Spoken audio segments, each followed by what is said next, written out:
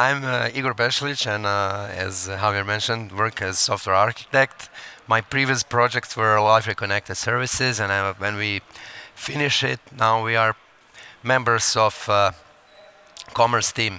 Together with my colleague Ivica, we are working on Liferay integration tools and portal core improvements that allows those tools to integrate better with the platform.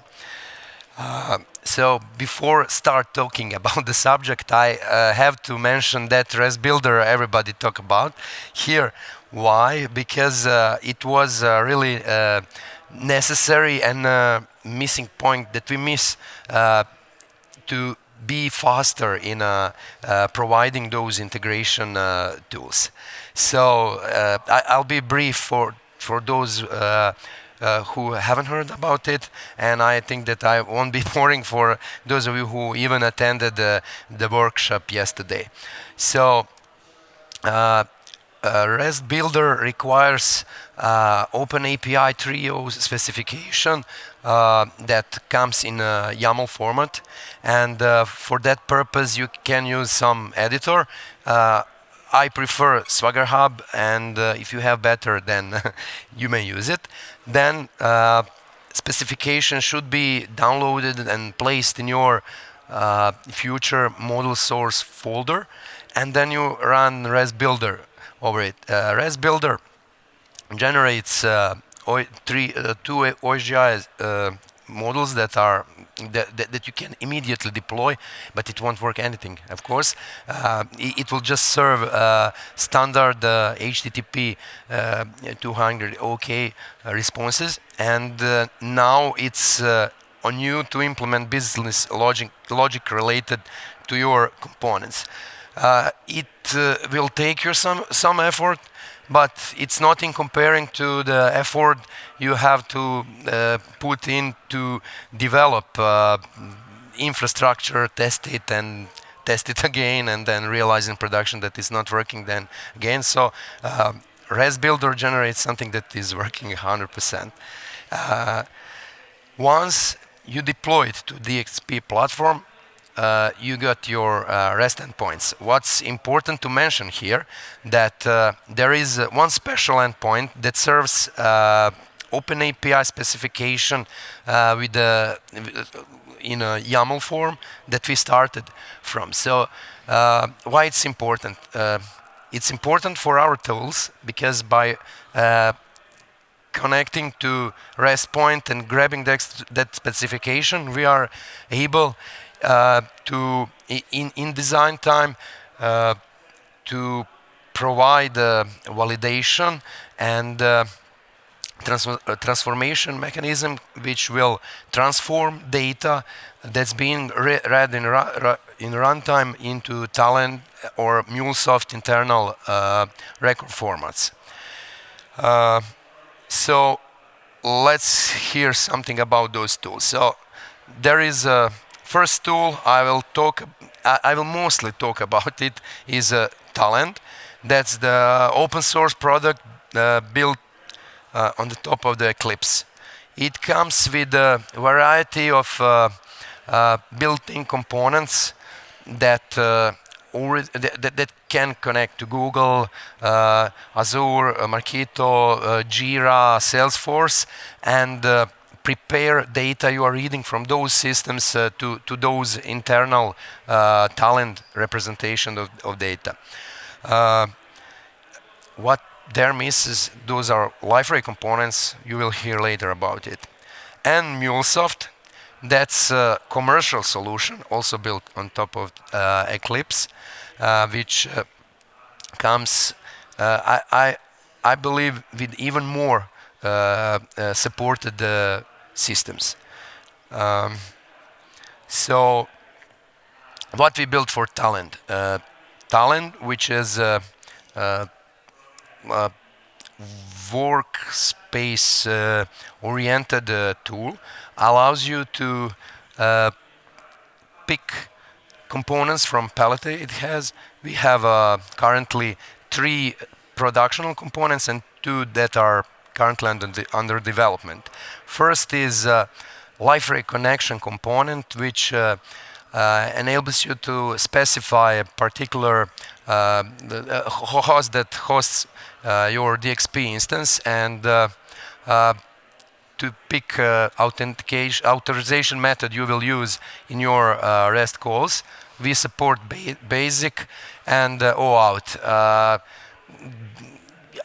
During development and component design, you will usually use basic authorization, and later in production you can just switch and use OAuth. Then there is Liferay input component that will as all, you will notice that all components later refer connection component, that will refer connection component to take that connection data and to connect to that particular endpoint you are targeting, grab that YAML file with the Open API specification, allows you to select input points. Those are points behind the get HTTP operation, and it will read the data structure from Open API specification, where you have schema definitions, and we'll use those definitions to correctly transform data read from Liferay into the internal representation of data used in Talend. It is Avro format provided by Apache. Then there is output component, which does the same. You select connection, you then pick endpoints which support output operation like patch and post, and based on results returned by Open API specification, we will prior submitting data to Liferay do validation of those records. So basically, there is a small chance that once we submit data to Liferay endpoint, it will fail because of a bad request. So currently under development, Liferay batch file and Liferay batch output. Why those two components? And it is related to something that Ivica will talk about. So in short demo that I'll show to you, input and output component, they support only one record in a time. So basically I'm moving data from Salesforce to Liferay. I read one record from Salesforce, transform it, push it to Liferay part, and then submit it. It lasts long. So there are Liferay batch file and Liferay batch output. Liferay batch file will catch all those input records that Talend pushes through data pipelines and aggregate locally in one large batch file. And then when it's done, there is a batch output component, then which you will configure it like submit just 100 records or 1,000, or we are thinking maybe even to set like a data size you want in a bytes to submit. So basically that component later just submit batches to the special endpoint that is published by a batch engine. Okay, this is how this is my I'll try to show you. Okay, so this is a simple job that does nothing serious. It just have one connection component, and Liferay input batch file and output uses that connection to bring Open API specification necessary for proper functionality. So Liferay input, in my case, reads data from those are available data transformation objects, data transfer objects from one commerce endpoint we are building, and it reads options and push those data to talent pipeline. This is replicate component that I just put it there to show those components available via talent. It's a component that will just replicate record across many other components.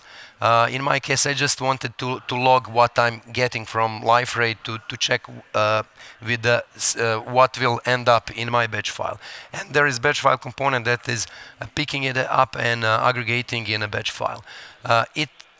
Each component has those further feedback pipelines where you can either push some extra additional information to other components. For example, here I put data about records that didn't fit the expected schema definition, so user can fix it later in a sourcing system and run it once again. This is sub job. Once that sub job is done, it activates another sub job which will push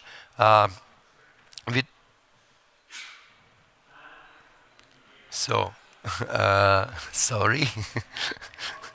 Okay. Which will push the batch file back to portal instance. So now goes something different. Okay. In this case, I'm using a Salesforce component to bring data from Salesforce into Liferay. But as in my previous example, I read from Liferay and put it back in a Liferay Commerce application. But here I have to take from Salesforce data that with its structure does not match structure expected by Commerce. So what we have in the middle, we have mapping components, which will show user the Salesforce data structure and Commerce data structure.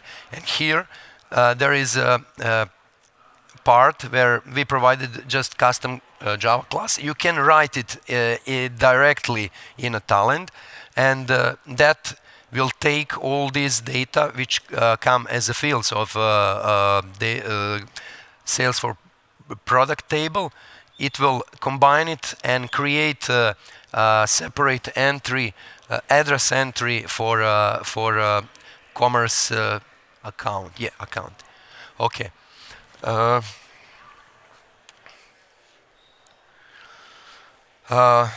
So. Couple words about MuleSoft.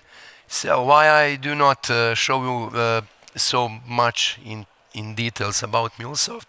Well, because as a commercial product, MuleSoft requires us to certify our components. So not just certify, but they force particular methodology while you are developing it. For example, let's say that they expect us to provide blogs input-output component. So for Liferay, it would mean that we would have to deliver, I don't know, 100 components. What's simply impossible to do. So we agree with them to provide only I think 5 or 4 components that abstracts HTTP get, post, patch, and delete. So let me check. I think that there. Yeah. So MuleSoft is also built on top of Eclipse, and we are trying to provide as much as possible similar user experience for both tools, so that customers who maybe decide, okay, Talent is great, but now we will move to something they say that it's slightly better. In that transition, to not I don't know, have to learn again everything about Liferay components. Okay, now our colleague from Spain office prepare one video. So his goal was I have a commerce. I loaded a bunch of products on it, but I want to spread on other selling channels. So he opened a Shopify account, and I will play now just video. So he has a local commerce instance with a loaded bunch of products, and all products have images, have details like price, descriptions, and this is Shopify site that is completely empty. Front store also nothing there. And here is his job definition. If you notice, there is no Shopify component. So he used Talend native REST endpoint component. Which you may say why we shouldn't use it, but not Liferay output, because you have to do a lot of extra work by yourself. Here, okay, it's running now. And you will notice that it's slow. We will stop it because we have no, I don't know, 5 minutes to wait for it to be done. And we will check what happened here. Okay, all products are there. Details with the images and front store. Okay, it's okay. So great.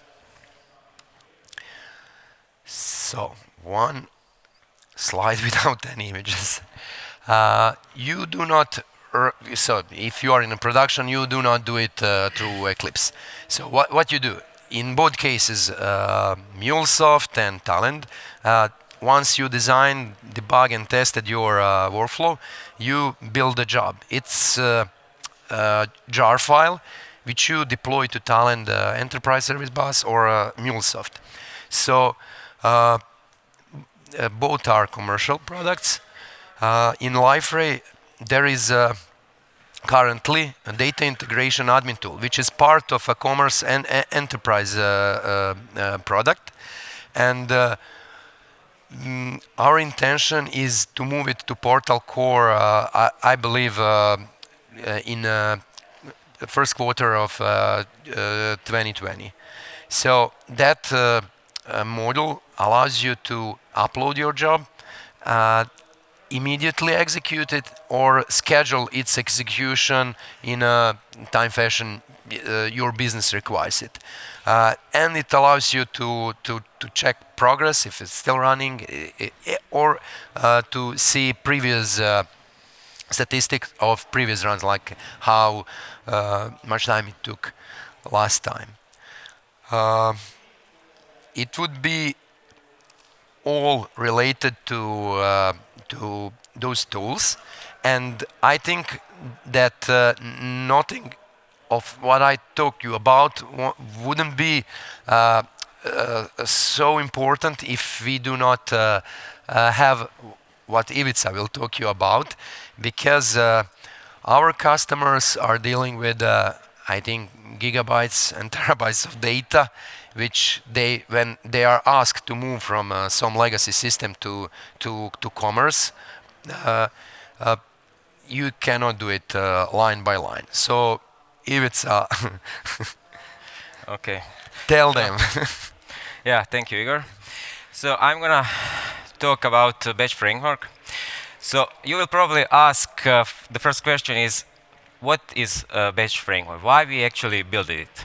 So even though today we are seeing APIs all around us that are helping us to integrate and exchange data between various systems, the reality is that actually the files are still common and I would say sometimes even preferred way to do those data exchanges. So for those reasons, we built batch framework that brings capabilities of exporting or importing any data from the Liferay. So it means that it works not only with commerce, but actually across the whole Liferay, and also works with custom built modules you will probably build for your applications that are built on top of Liferay. So it doesn't work. So we didn't want to reinvent the wheel by forcing developers to write separate logic for export import, but instead we allow them to leverage the logic that is implemented for headless APIs, as you will see later on. So this is high level of batch framework architecture. So at runtime, we have actually batch engine that is actually scanning all resource implementations inside the Liferay, and is creating internal registry of all batch-aware resource implementations. You will see later on how a particular resource implementation is being batch-aware. So it has internal registry of all data types that can be exported or imported. Each data type is actually represented as a DTO, or data transfer object, that is generated by REST builder. And each DTO actually represents data structure of particular data type. Communication with the engine itself is done via REST endpoints. There are separate REST endpoints for import and for the export. So currently we support column-based formats like CSV and Excel. They support only primitive value types and map, meaning that you are not able to define a deep hierarchy of data. Also, there is special support for localization. So if you have some attribute that should be localized, so you can specify value for each supported language. And also, we support JSON and JSON lines file formats that allows you to then actually define complex data structures. So those data structures are actually defined by you, by your logic that you actually implemented inside your headless APIs. So how actually you are making some resource batching aware? There are actually two annotations. That the first one is batch engine task methods that actually is used to mark particular method inside the resource class. We support not only classic import and export of data, but actually we also support allowing you to update, to send files that will actually update the existing files inside the Liferay, or even delete data from the Liferay in a batch. The second annotation is batch engine task field ID. That is some helper annotation that helps the engine to find particular values, argument values of methods that are actually being called for particular operation. You will see later on a real code. So let's see a little bit a real code. So I took blog posting resource as one example. I mark post-site blog posting method to be used by batch engine when create operations will be executed, meaning that when you are inserting data inside the blog entries inside the Liferay. The similar approach is also for update operation. Put blog posting method is being marked, and also I had to use batch engine task field ID annotation, because in order for batch engine to find the value of the blog posting ID argument, I had to tell engine where to find it, because internally each record is being converted to blog posting class, and the value of blog posting ID is actually specified as ID attribute of the blog posting class. And the similar approach is for delete operation, and also the read operation actually defines which method will be called by engine when you are actually doing export of data.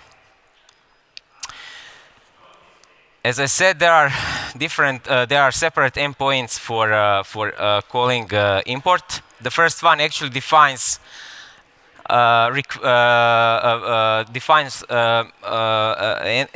requests that you are sending to the engine for particular operation, where actually you are importing the file.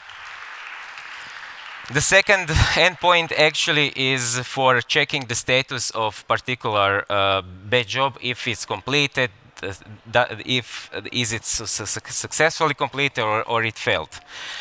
Also, there are separate endpoints for the exporting part. The first endpoint is for sending request to do particular export. The second endpoint allows you to check the status, and the third one is actually to fetching the file from the server once key is being prepared. So let's see quick demo. I use blogs as one example. You see there is no any blog entries inside the Liferay. There is one Excel file with 16 records of blogs. I'm using Postman to communicate with batch engine.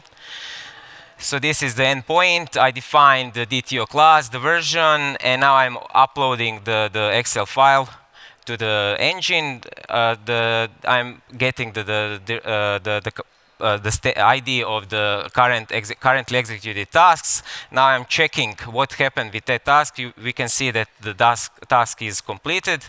So let's check. And OK, I imported 16 records of blogs. There are some just random content. And now I'm just show you quickly. I'm gonna now export those records as JSON in JSON line file format. I'm sending request to prepare file, taking ID just to check what is the status. In reality, you will be able to send callback URL as optional parameter where engine itself will call that callback URL once the particular tasks is finished. So meaning that you will not need to periodically call that endpoint and check what is the status of the task. So you see here it's the same records now in a JSON line file format. So what's next? So the next thing now, it's the engine, it's almost done. And the next steps are actually to provide also a user interface. So meaning that you will be able then use engine as a headless API through Talend, and also directly inside the Liferay to be able to directly import or export some data. Also, electronic data interchange format will be supported, and also as a last step is actually activation of the engine itself, meaning marking particular resources inside the commerce. That's because the whole project was actually driven by the commerce team. So it's going to be first activated on the commerce product, and then later on probably teams inside the Liferay will also activate for other parts of the portal. Okay. And that's it. Thank you very much for participating in this presentation. So if you have any questions, we are here to answer. We don't have any time for questions, but they are going to be available at the Liferay booth for answering questions. So feel free to contact them there. And thank you very much.